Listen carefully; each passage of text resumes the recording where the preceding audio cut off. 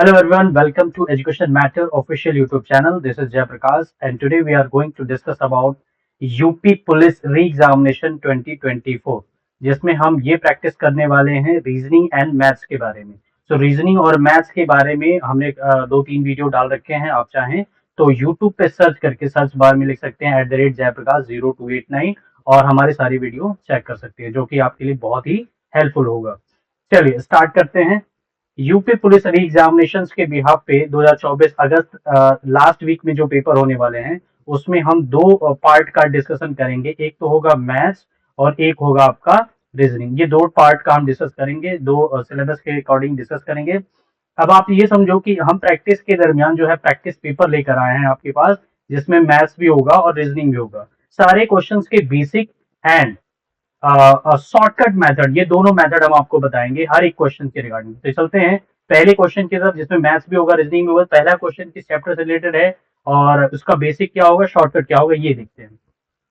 So first question आपका आ गया। इसे कहते हैं, इस क्वेश्चन का नाम हो गया इस चैप्टर से रिलेटेड हो गया अर्थमेटिक प्रोग्रेशन, जिसे कहते हैं शॉर्ट फॉर्म में एपी, अर्थमेटिक प्रोग्रेशन। ठीक है ना, शॉर्ट फॉर्म में इस चैप्टर का नाम है एपी। देखो, ए इज इक्वल टू 10 दे रखा है, डी इज इक्वल टू 10 दे रखा है। तो अब पहले चार पद आपको याद करना है, यानी कि first, second, third and fourth. अब आपको फोर्थ टर्म याद करना है। यहाँ पे फर्स्ट टर्म है, ठीक है, फर्स्ट टर्म है, यहाँ पे सेकंड है, यहाँ पे थर्ड है एंड फोर्थ टर्म है। तो आपको कह रहा है कि first fourth term will be, यानी स्टार्टिंग के फोर्थ टर्म कौन से होंगे, एपीजीपी अर्थमेटिक प्रोग्रेशन। यानी कि ए जो है वो फर्स्ट टर्म होता है, ऑलवेज आपको याद रखना है। ए फर्स्ट टर्म हो गया। जैसे हमने कुछ क्वेश्चंस किए होंगे, हमारे एक वीडियो में आपने देखा होगा, कुछ क्वेश्चंस आपको नंबर सीरीज के मिले होंगे। तो ये एपीजीपी 99% चांसेस ऐसे होते हैं जो एपीजीपी से रिलेटेड होते हैं। ठीक है ना, तो फर्स्ट टर्म यानी ए जब भी आएगा वो फर्स्ट टर्म होगा। फर्स्ट टर्म का मतलब पहला नंबर 10 होगा, डिफरेंस 10 का होगा। अगर सोचो इन दोनों के बीच, यानी पहले और दूसरे के बीच डिफरेंस 10 का है, तो अगला नंबर किसका होगा, 20 का होगा। इनके बीच में डिफरेंस अगर 10 का है तो अगला नंबर, तीसरा नंबर 30 होगा। इनके बीच में डिफरेंस अगर 10 का है तो अगला नंबर यानी कि 40 हो जाएगा। तो आप रिचेक कर लो ये किस ऑप्शन में है। तो किस ऑप्शन में आपको दिख रहा है, ये ऑप्शन नंबर बी में। आई होप कि क्वेश्चन नंबर फर्स्ट का ऑप्शन नंबर सेकंड प्रॉपर्ली आपको समझ में आया होगा। चैप्टर नेम था एपीजीपी और उसको सॉल्व करने का भी बहुत ही बेसिक वे में था कि आप नंबर सीरीज के बिहाफ पे भी सेव कर सकते थे, ठीक है ना, सॉरी सॉल्व कर सकते थे। और इसी के बिहाफ पे कुछ क्वेश्चंस भी सॉल्व होते हैं, मतलब कि कुछ फॉर्मूलाज होते हैं इसके, और विदाउट फॉर्मूला कुछ ऐसे क्वेश्चन सॉल्व होते हैं। अब आते हैं दूसरे क्वेश्चन पे। दूसरा क्वेश्चन क्या होगा हमारा, ये चेक करते हैं। दूसरा क्वेश्चन आ गया, अगेन वही एपीजीपी से रिलेटेड, यानी कि अर्थमेटिक प्रोग्रेशन, अंक गणितीय प्रगति। अब देखो, ए दे रखा है कितना, 28 एंड डी दे रखा है -4, एन दे रखा है 7। इसको सॉल्व करने का शॉर्टकट फॉर्मूला पहले समझो, ठीक है ना। ये आपके यूपी पुलिस एग्जाम में आ सकता है। शॉर्टकट फॉर्मूला है एन। एन को ऑलवेज कहते हैं लास्ट, है ना, ये आप याद रखना, लास्ट टर्म। ठीक है, एन हो गया लास्ट टर्म, ए हो जाएगा ये आपका फर्स्ट टर्म। कॉपी पे नोट डाउन करते रहना, इसी के बिहाफ पे सॉल्व होगा ये।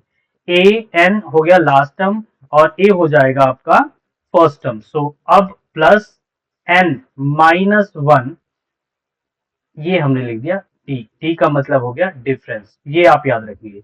इसी फॉर्मूले पे सारे क्वेश्चन जितनी भी अर्थमेटिक प्रोग्रेशन के होंगे, ये सारे क्वेश्चन इसी के फॉर्मूले पे सॉल्व होंगे। अब देखो, एन गिवन है, डिफरेंस गिवन है, ए गिवन है। तो ए एन फॉर्मूला के बिहाफ पे ए एन इक्वल टू, आपके पास ए कितना गिवन है, 28 प्लस ये आपका आ जाएगा एन कितना है 7, -1 करोगे आप 6 हो जाएगा, और डिफरेंस में दे रखा है -4। जब ए एन की वैल्यू आप सॉल्व करेंगे तो ये हो गया 28 प्लस आपका हो जाएगा ये 6 इंटू -4। अब देखो, जब हम इसको मल्टीप्लाई करेंगे तो ये आ जाएगा -24। अब ये 28 -24 जब आप करोगे तो यहाँ आंसर मिल जाएगा आपका 4, यानी ए एन की जो वैल्यू आपको निकल के आ रही है वो हो जाएगी 4। ऑप्शन नंबर ए आपका राइट आंसर होगा। देखो, ये जो फॉर्मूला हमने बताया ये शॉर्टकट फॉर्मूला है एपीजीपी, यानी कि अर्थमेटिक प्रोग्रेशन का। मैं जीपी के बारे में नहीं कह रहा हूँ, अर्थमेटिक प्रोग्रेशन इसके बारे में शॉर्ट फॉर्म है। ये नोट डाउन करके रखना, अगर ऐसे क्वेश्चंस आपके एग्जाम में आते हैं तो आप कुछ इस तरीके से सॉल्व कर सकते हैं। ओके, नेक्स्ट क्वेश्चन देखते हैं। क्वेश्चन नंबर थर्ड किस चैप्टर से रिलेटेड है। क्वेश्चन नंबर थर्ड आपका आ गया, कोडिंग डिकोडिंग से रिलेटेड। ठीक है, कोडिंग डिकोडिंग काफी टाइप के कोडिंग डिकोडिंग होते हैं, लेकिन आपने जो है कुछ इस तरीके कोडिंग डिकोडिंग पूछे जाएंगे, लेटर कोडिंग और नंबर कोडिंग, सिर्फ ये दो टाइप के पूछे जाएंगे। तो इसको कहते हैं लेटर कोडिंग। ठीक है, सॉल्व कैसे करना है, देखो ऑलवेज आपने करना क्या है सॉल्व करते वक्त कि मीनिंगफुल वर्ड, ये हो गया पर्सन, एक मीनिंगफुल वर्ड कॉपी पे नोट डाउन करते रहना, या फिर आप वर्बली इसी तरीके से समझते रहो कि मीनिंगफुल वर्ड को ऑलवेज आपको एक लाइन में लिखना है, जैसे मैंने लिख दिया है, और इसके नीचे लिखना है meaningless word, meaningless word double E. ठीक है, अब G H D N C, कुछ इस तरीके से मैंने लिख दिया। अब जब हम सॉल्व करने जाएंगे तो कुछ ग्राफ से रिलेटेड क्वेश्चन सॉल्व होते हैं, कुछ न्यूमेरिकल वैल्यू से रिलेटेड सॉल्व होते हैं। इसमें हुआ क्या है, मैं डायरेक्ट सॉल्यूशन के बिहाफ पे आपको समझा रहा हूँ। पी की वैल्यू 16, ई की वैल्यू 5, आर की वैल्यू 18, एन की वैल्यू 19, ओ की वैल्यू 15 एंड एन की वैल्यू 40। अब देखो इन दोनों को आपस में डिफरेंस यानी कि माइनस कर दिया जाए तो 3 आएगा, 5 और 1 का माइनस कर दिया जाए तो 4 आएगा, 9 और 1 को माइनस कर दिया जाए तो 8 आएगा, 8 और 1 को माइनस कर दिया जाए तो 7 आएगा। एज इट इज, अगर ये सिंगल वर्ड है, सिंगल डिजिट है, तो सिंगल डिजिट को एज इट इज लिख दिया गया है। 6 और 1 को माइनस कर दिया जाए तो यहाँ पे 5 है। यानी कि जो कोड जनरेट हुआ है वो डबल डिजिट, सपोज मान लो मेरे पास 23 एक नंबर है, 23 में 2 और 3 के बीच में डिफरेंस 1 आ गया, तो 1 जो है लेटर के अकॉर्डिंग ए लिखना है। ऐसा इस क्वेश्चन में हुआ है। तो आप क्या करोगे, double E G H D C, ये हो गया आपका, ये मीनिंगफुल वर्ड था, ये हो गया मीनिंगलेस वर्ड। ठीक है ना, कुछ इसी तरीके से आपको क्वेश्चन सॉल्व करने हैं। ठीक है ना, मीनिंगफुल वर्ड के नीचे ऑलवेज मीनिंगलेस वर्ड को लिख देना है, और अब आपको रिचेक करना है कि कहीं इसका रिलेशन कितना प्लस में है या माइनस में है, या कुछ लेटर्स के नंबर की वैल्यू माइनस चल रही है या प्लस चल रही है। तो हमसे पूछा क्या गया है, कॉर्नर का। तो हम क्या करेंगे, पहले कॉर्नर के जितने भी लेटर हैं उनका न्यूमेरिकल वैल्यू लिख देंगे। ठीक है, ये आ गया 14, ये आ गया 18, ये हो गया 15 और ये हो गया 3। अब देखो आप ध्यान से ऑप्शन के रिगार्डिंग, सब ऑप्शन में, चारों ऑप्शन में सी है, यानी कि 3 नंबर पे जो लेटर है उसको सी लिखेंगे, because single digit always single digit होगा। ठीक है ना, अब ये 5 है तो यहाँ पे ई लिखेंगे। अब आप चेक करो ऑप्शन नंबर 2 तो आपका होगा ही नहीं। सो 8 माइनस 1 7, 7 नंबर पे ऑलवेज जी आता है। यहाँ 4 माइनस 1 3, 3 नंबर पे ऑलवेज सी आता है। 8 minus 1 is equal to 7, 7 number पे जी आता है। 5 minus 1 is equal to 4, 4 number पे डी आता है। तो ये बन जाएगा आपका राइट आंसर। अब हम चेक करेंगे किस ऑप्शन में ये है, C D G. C D G पहले ऑप्शन में दिख रहा है, सी डी जी एंड ई सी जी, यानी कि सॉरी सीई जी। सो आपका हो जाएगा इस क्वेश्चन का ऑप्शन नंबर फर्स्ट। आई होप कि क्वेश्चन नंबर थर्ड आपका प्रॉपर क्लियर हुआ होगा। ठीक है, क्वेश्चन नंबर थर्ड में हमें क्या करना था, लेटर के सारे नंबर, देखो मैंने अभी पिछले लेक्चर में आपको बताया होगा कि लेटर के सारे नंबर्स किस तरीके से याद करने हैं। ठीक है, ओके आते हैं नेक्स्ट क्वेश्चन पे आते हैं। सो नेक्स्ट क्वेश्चन अगेन हमारे पास आ गया लेटर कोडिंग से रिलेटेड। देखो इसने लिख दिया POTHER, पोतर का कोड लिख दिया इसने SNOQDNG। ठीक है, सो अब देखो बोरो का लिख दिया इसने, बोरो का कोड ऑलवेज मीनिंगफुल वर्ड के नीचे मीनिंगलेस वर्ड लिखना है, QNAVN Q। अब इसमें क्या हुआ, इसने क्या बनाया है, 3 लेटर का ये पेयर बना लिया, OPSTNO, ये माइनस में है। ठीक है ना, और यहाँ पे ये 3 लेटर भी माइनस में, यानी कुछ ग्राफ से रिलेटेड यहाँ पे, और देखो ये भी माइनस। ठीक है, ये 3 लेटर जो है ये माइनस में है। तो आपको किसका कोड बताना है, रैमसन का कोड बताना है। अब रैमसन का कोड क्या करोगे, 3 लेटर का पेयर, कुछ इस ग्राफ से रिलेटेड। अब ए की वैल्यू यहाँ पे -1 Z आ जाएगी, आर यहाँ आएगा Q, और एम की वैल्यू यहाँ पे आ जाएगी L। देखो चारों ऑप्शन में सेम है। ठीक है ना, अब लास्ट के 3 लेटर देखते हैं। आर एक क्या कहते हैं, माइनस पे जाएंगे 19 नंबर पे तो 18 नंबर पे आर आ जाएगा। आर ऑप्शन नंबर बी में है ही नहीं। एन से पहले क्या आता है भाई, माइनस में जाएंगे तो एम आएगा। ठीक है ना, पहले ऑप्शन में एम नहीं है। और ओ से पहले क्या आता है, ओ से पहले आपका आ जाएगा एन। ठीक है, माइनस में हो गया। तो अब आप चेक कीजिए किस ऑप्शन में एम एन आर, ये ऑप्शन नंबर सी है। आई होप क्वेश्चन नंबर 4 भी आपका क्लियर हो गया। ठीक है, so question number 3 and question number 4 था लेटर कोडिंग से रिलेटेड। अब आते हैं क्वेश्चन नंबर 5 पे। क्वेश्चन नंबर 5 देखो, अभी हम रीजनिंग की प्रैक्टिस कर रहे हैं, मे बी इसमें मैथ्स के भी हो, क्योंकि मैंने आपको बताया है कि हम यूपी पुलिस के प्रैक्टिस सेट की प्रिपरेशन कर रहे हैं, तो यूपी पुलिस में मैथ्स और रीजनिंग के दोनों प्रैक्टिस हम कराएंगे, तो इसमें मैथ्स भी आएगा।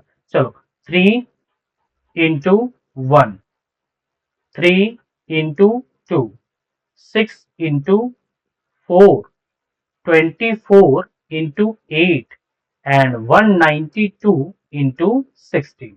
देखो ये मैंने क्या किया, मल्टीपल 1 है, मल्टीपल 2 है, मल्टीपल 4 है, मल्टीपल 8 है, जो डिजिट ऑलवेज मल्टीप्लाई होते हुए जा रही है वो है आपका डबल मल्टीपल हो रही है, ठीक है ना, पहले 1 का, फिर 2 का, फिर 4 का, फिर 8 का। मैंने क्या बताया था पिछले लेक्चर में कि जब भी कोई नंबर यानी कि नंबर सीरीज क्वेश्चन स्टार्ट हो, पहले स्मॉलेस्ट नंबर और लास्ट तक आते आते एक हाईएस्ट नंबर में कन्वर्ट हो जा रहा है, दैट मीन्स कि ये कहीं ना कहीं मल्टीप्लाई होके जा रहा है। सो 192 इंटू 16, तो पहले तो हम ये देख लें 192 इंटू 16 होगा कितना, 16 का 2 गुना कितना होगा 32 यानी 32। अब ये हो गया, कैरी हमारा कितना बच गया, हासिल बच गया 3, और 32 का 2 आपके पास होना चाहिए, दो ऑप्शन तो आपके पास होंगे ही नहीं, ठीक है। आई होप एकदम कंफर्मली आपको समझ में आ रहा होगा कि मैं ऑप्शन क्यों क्रॉस कर रहा हूं, ये आपके टाइम बचाने का तरीका है। जब भी आप क्वेश्चंस के सॉल्यूशन को सॉल्व करो तो आप तुरंत ऑप्शन कट कर लो, ताकि आपका माइंड का सर्कुलेशन ऐसा रहे कि अब तो आंसर आ ही जाना है। अब देखो 16 9 144, और 144 प्लस 3 147, कैरी विद कितना बच गया 14 बच गया, यानी कि ऑप्शन के बिहाफ पे आंसर मिल ही गया, और हमारा आंसर हो गया 3075। एक बार हम चेक कर लेते हैं, 16 1 जा 16, इन दोनों को हम ऐड करें तो 3075 आया। और आई होप कि ये कंडीशन आपको समझ में आ रहा होगा कि ये जो कंडीशन है वो option number B and option number D हमने क्यों कट किया, ठीक है, ये आपको प्रॉपरली समझ में आ रहा होगा, ठीक है। सो अब आपका राइट आंसर हो गया ऑप्शन नंबर ए, ठीक है। अब आते हैं क्वेश्चन नंबर 6 पे। क्वेश्चन नंबर 6, देखो आगे हम मैथ्स के बिहाफ पे, क्वेश्चन नंबर 6 जो है, अ शॉपकीपर सेल्स 2 वॉचेस, एक दुकानदार दो घड़ी 308 रुपए प्रत्येक को, देखो प्रत्येक का कंडीशन दे रखा है, ईच, इसका मतलब प्रत्येक को 308 रुपए में बेच दिया। सो दो घड़ी अगर इसने सेल किया है तो 308 प्लस 308 इज इक्वल टू, ये कितना हो जाएगा 616 रुपए, यानी कि दोनों घड़ियों का रेट जो अगर हम कंसिडर करें तो दोनों का सम हो जाएगा 616 रुपए। अब कह रहे हैं one he gets 12% profit and another and one another 12% loss. So 308 रुपए एक घड़ी जो है उसने प्रॉफिट के बिहाफ पे बेची है। सो प्रॉफिट के बिहाफ पे बेची है, तो कुछ इस तरीके से हम सॉल्व करेंगे। 308 रुपए में प्रॉफिट ऑलरेडी एग्जिस्ट है, मतलब इंक्लूड है, तो इंक्लूड है तो कुछ इस तरीके से हम सॉल्व करेंगे, एक घड़ी की कीमत हमारी वो निकल आएगी। तो चलो अब यहाँ पे हम सॉल्व करते हैं कि 308 रुपए बेचने पे अगर 12% प्रॉफिट हुआ है तो इसमें क्या कहते हैं सीपी कितना आ जाएगा। तो हम पहले इसको सॉल्व कर लेते हैं भाई, यहाँ से 4 से सॉल्व करें तो 4 का 2 गुना 8 हो जाएगा, ठीक है ना, बचेगा 3 यहाँ पे, 4 का 8 टाइम 32 हो जाएगा, फिर 4 7 जा 28, और अगेन 7 से कट जाएगा 28 28 28 28 कट जाएगा। अब 7 से इसको काटने की कोशिश करें तो 7 का 4 गुना 28 होगा, 7 का 11 गुना 70 हो जाएगा। अब ये कट गया 25 से, तो 25 और 11 का मल्टीपल कितना होता है 275।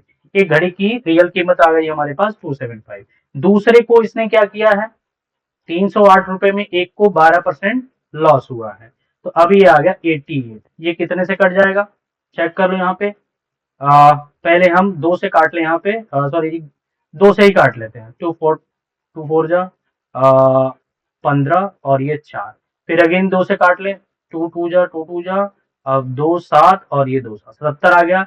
11 से मल्टीपल, 11 का 2 गुना 22, 11 का 7 गुना 77, ये कितने से कट जाएगा 50 से कट जाएगा। अब 50 का 7 गुना हो जाएगा 350 रुपए।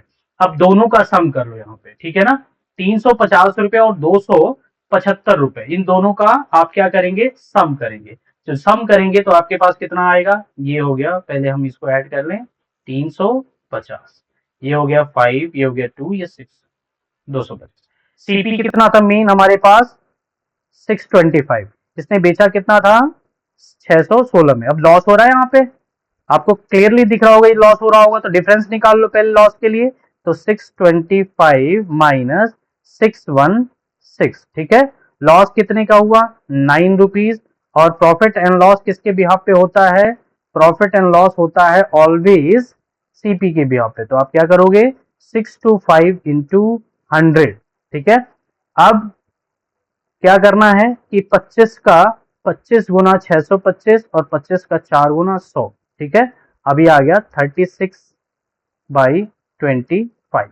जब हम इसको सॉल्व करने की कोशिश करेंगे तो ये हमारा लॉस में था, और लॉस में हमारा जो आंसर आ जाएगा, मैं यहाँ पे लिख दे रहा हूँ, क्लियर ध्यान से देखना, मैं यहाँ पे लिख दे रहा हूँ 36/25, और जब हम इसको सॉल्व करने की कोशिश करेंगे तो 1:11/25%, ये हमारा लॉस आएगा, और लॉस जो हो जाएगा 111/25, यानी कि ऑप्शन नंबर ए हो जाएगा, ठीक है। आई होप कि क्वेश्चन नंबर 7 आपका, सॉरी 6 आपका क्लियर होगा, ठीक है।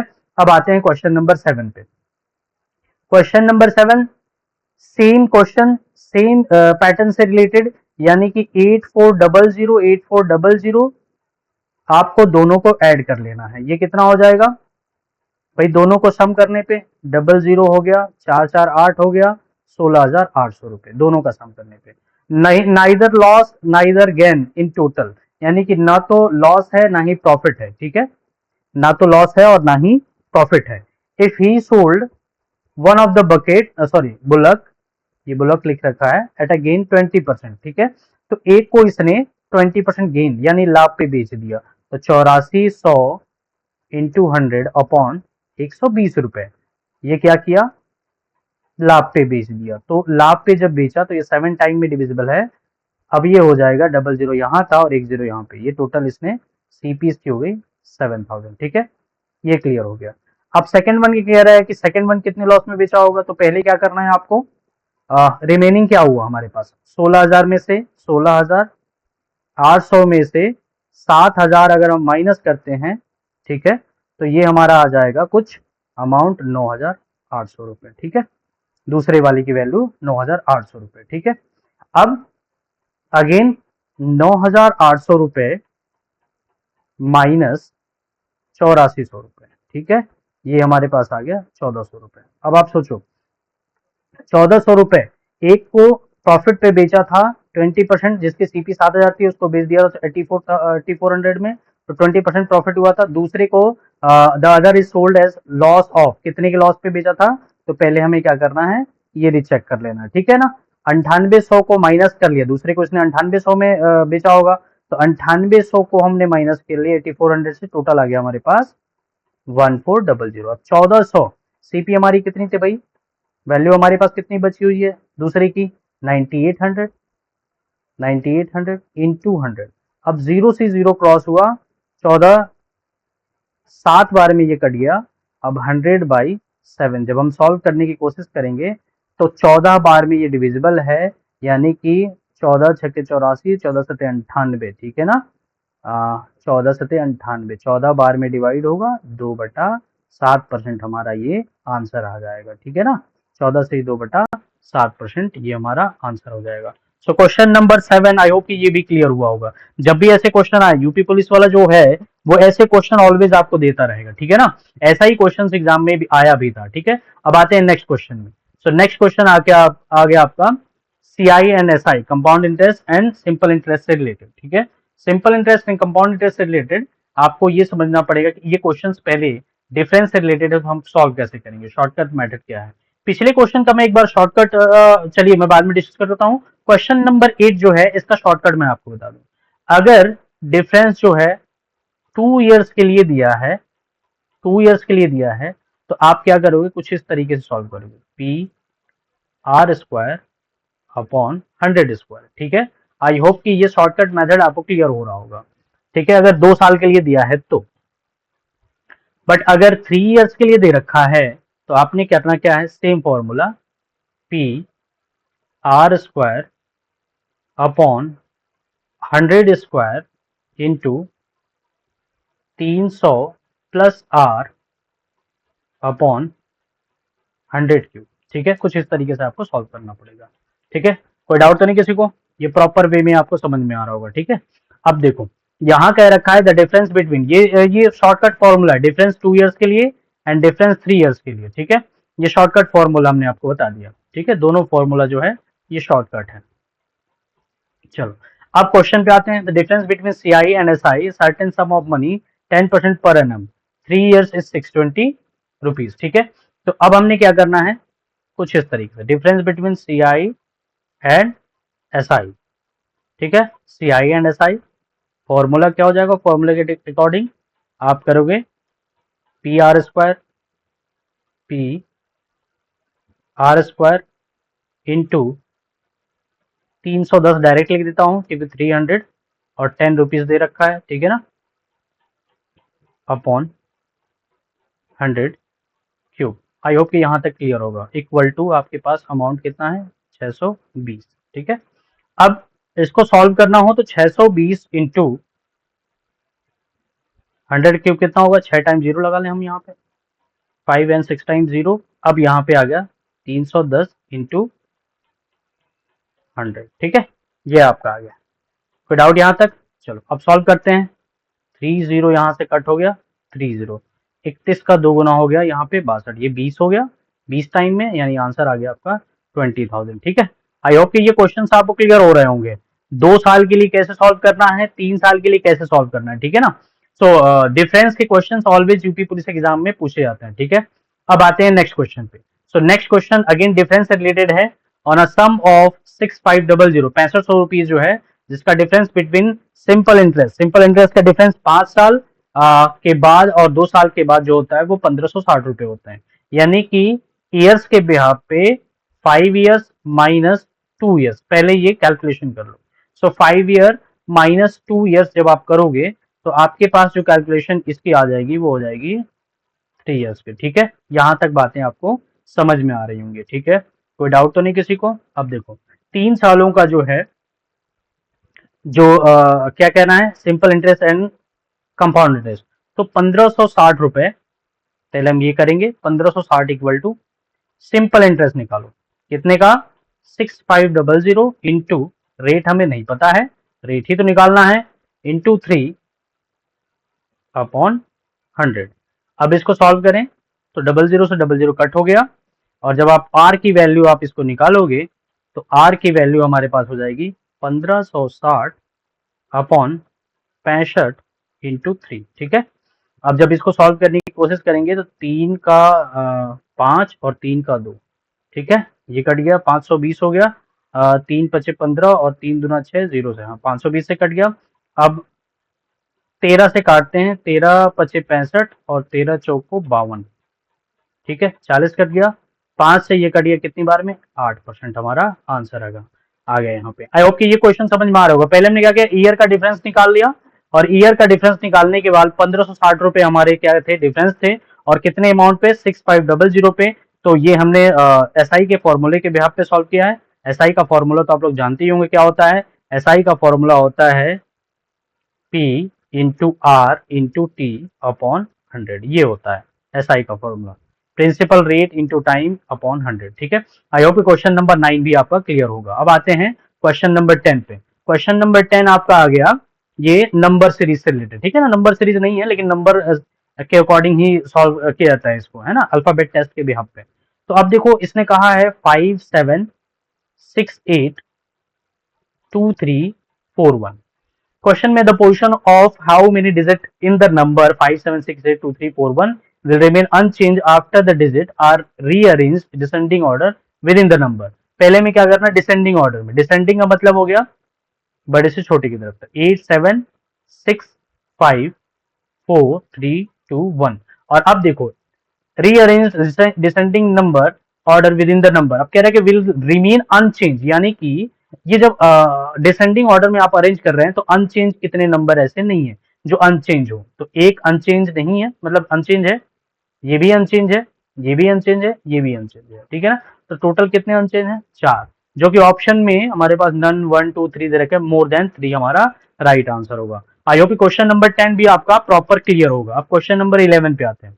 क्वेश्चन नंबर 11 बहुत इजी क्वेश्चन आ गया भाई, यहाँ पे एनालॉजी से रिलेटेड, और एनालॉजी नंबर से रिलेटेड होता है। तो आपको याद रखना है कि प्रियोरिटी जो होती है एनालॉजी को सॉल्व करने के लिए या नंबर सीरीज को सॉल्व करने के लिए, तो एग्जामिनर जो कॉपी चेक करता है वो कुछ इस तरीके से चेक करता है, पहले डिफरेंस प्राइम नंबर का, देन आपको चेक करना पड़ेगा square and cube, then multiply, divide, plus and minus. कुछ इस तरीके से कॉपी चेक होती है, ठीक है। तो अब देखो इसमें हुआ क्या है, मैं ये बता रहा हूँ एग्जामिनर कॉपी इस तरीके से चेक होता है, क्योंकि ऐसे क्वेश्चंस का आंसर काफी लोगों का जो है सिमिलर आ जाता है ना, मेरा मतलब कोई भी ऑप्शन आ सकते हैं, ठीक है। तो अब चार ऑप्शन दिए हैं, हो सकता है कोई कैंडिडेट कोई और आंसर दे रहा हो, कोई कैंडिडेट कोई और आंसर दे रहा हो, और सबके नजरिए से अलग अलग आंसर, मतलब वो अपने आप को समझ रहे हो कि ये सारे आंसर हमारे सही होंगे, ठीक है ना। तो एग्जामिनर के कॉपी चेक करने का ये प्रियोरिटी है। तो देखो इसमें हुआ क्या है, 4 into 4 यानी 4 का स्क्वायर, और उसमें से क्या किया गया है, +3 कर दिया है, ठीक है। तो ये 19 बन गया। तो यानी कि 7 का स्क्वायर +3 करोगे तो ये आपका आंसर आ जाएगा 52। 7 का स्क्वायर होता है 49, और 49 में 3 जोड़ दिया तो 52 बन गया। अब आते हैं नेक्स्ट क्वेश्चन पे। क्वेश्चन नंबर 12 आ गया आपका, ये भी एनालॉजी में, लेकिन लेटर एनालॉजी में आया हुआ है। जेड की वैल्यू आपके पास है 26, डी की वैल्यू आपके पास हो गई 4, ये हो गया 15, और ये हो गया 7। इन चारों नंबर का सम जो है वो 26 बन रहा है, ठीक है। 15 4 19, और 19 और 7 हो गया 26, और 26 नंबर पे जो लेटर आता है वो होता है जेड, ठीक है। कैट की वैल्यू कैसे निकालोगे आप, कैट की वैल्यू सी, देखो मैंने पहले ही बताया था कि आपको क्या करना पड़ेगा कि एटलीस्ट लेटर के नंबर्स याद करने पड़ेंगे। ये हो जाएंगे 24, और 24 नंबर पे क्या आता है, 24 नंबर पे आता है एक्स, इसलिए ऑप्शन नंबर सी हमारा राइट आंसर होगा। अब आते हैं हम क्वेश्चन नंबर 13 पे।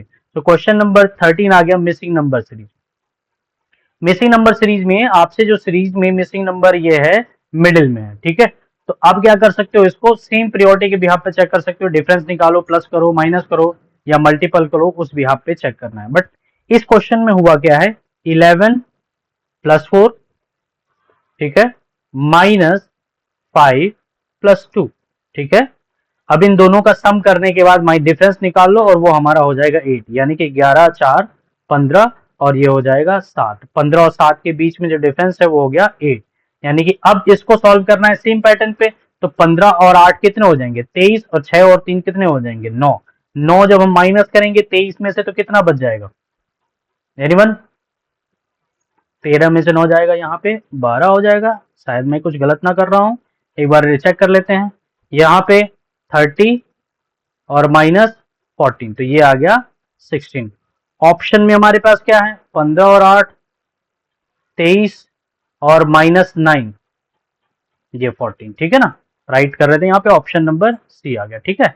सो इसका राइट आंसर हो गया ऑप्शन नंबर सी। अब आते हैं क्वेश्चन नंबर 14 पे। देखो क्वेश्चन नंबर 14 जो है आपका आ गया मैथ से related. The monthly income X and Y are 6,000 and 8,000 respectively, their expense are 75% and 60% respectively. यानी कि उनका खर्चा जो है, जब भी परसेंटेज क्वेश्चन सॉल्व करो तो आप 100 बेस मान लो। तो एक बंदा 100 रुपए में से 75 रुपए क्या कर रहा है, एक्सपेंस कर रहा है, तो सेविंग कितनी हो गई, 25 हो गई। दूसरा बंदा 100 में से 60 रुपए एक्सपेंस कर रहा है, तो सेविंग कितनी हो गई, 40 हो गई। तो अब पूछ रहा है find the ratio of their saving, saving का रेशियो 25 और 50, सॉरी 25 और 40। तो 6,000 का रिमेनिंग अमाउंट कितना हमारा होगा, 25% पहले फाइंड आउट कर लो, ठीक है। और अगेन 8,000 का 40% फाइंड आउट कर लो। तो 0 से 0 कट हो गया, ये हो गया 3,200 रुपए, और यहाँ 0 से 0 कट हो गया, ये हो गया 1,500 रुपए, 0 से 0 यहाँ कट हो गए, तो 15 संबंधी 30 का रेशियो बन गया, यानी कि सॉरी 15 संबंधी 32 का रेशियो बन गया, और ये 32 यहाँ पे लिखना था 32। ये हमारा हो जाएगा राइट आंसर, जो कि ऑप्शन नंबर बी में है। आई होप ये क्वेश्चन आपको क्लियर हुआ होगा, ठीक है ना। एक एक क्वेश्चन नोट डाउन करके रखना, और सारे क्वेश्चंस बहुत इंपॉर्टेंट है, ये कहीं ना कहीं एग्जाम में आए हुए क्वेश्चंस हैं, ठीक है। अब आते हैं क्वेश्चन नंबर 15 पे। The ratio between Sagar and Praneeth is the present is 2:3. Sagar is 7 years younger than Pariniti. The ratio of Sagar age of Pariniti is after 10 years. यानी 10 साल के बाद इन दोनों का आय का अनुपात क्या होगा। तो पहले तो ये देखो जो रेशियो दे रखी है, क्या दे रखा है, रेशियो दे रखा है किसका, एक सागर का दे रखा है, दूसरा परिणीति का दे रखा है, 2:3 दे रखा है। और Sagar is 7 years younger than Parineeti, ठीक है ना। 7 ईयर्स यंग है, यानी कि दोनों के बीच में डिफरेंस जो होगा वही यंग जनरेशन क्रिएट कर रहा होगा। तो दोनों के बीच में डिफरेंस जो है वो 1 का है और 1 यूनिट के बिहाफ पे 7 साल यंग है, यानी 7 साल नौजवान है वो बंदा, ठीक है सागर। तो अगर 1 यूनिट के बिहाफ पे 7 साल यंग है तो 2 यूनिट के बिहाफ पे कितना होगा 14 और 3 यूनिट के बिहाफ पे कितना होगा 21। जबकि 10 साल के बाद की बात हो रही है तो 10 ऐड कर दो, ये 24 आ जाएगा, इसमें 10 ऐड कर दो, ये 31 आ जाएगा और यही रेशियो में कन्वर्ट कर देना है 24 रेशियो 31, ये आपका हो जाएगा option number C. I hope कि 15 नंबर क्वेश्चन भी आपका क्लियर हुआ होगा। तो अब जो है ये 15 क्वेश्चन हमने जो प्रैक्टिस किया है ये एग्जाम से कहीं ना कहीं रिलेटेड है और आप जो है बड़े ध्यान से इस सारे क्वेश्चंस का नोट्स बनाइएगा और क्वेश्चन का सोल्यूशन रखिएगा अपने पास, ठीक है। और अब आते हैं हम लास्ट क्वेश्चन पे, देखते हैं हमारे पास लास्ट क्वेश्चन नहीं है। ओके, अब लास्ट क्वेश्चन नहीं है, यहीं तक हमारा सफर था, ठीक है।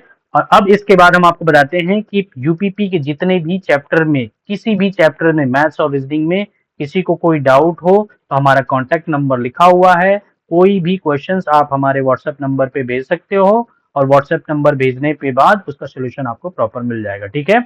अगर ये सारी चीजें आपको सही लग रही हो तो चैनल को एक बार लाइक कीजिएगा और सब्सक्राइब करना ना भूलिएगा। Okay, so well, thank you.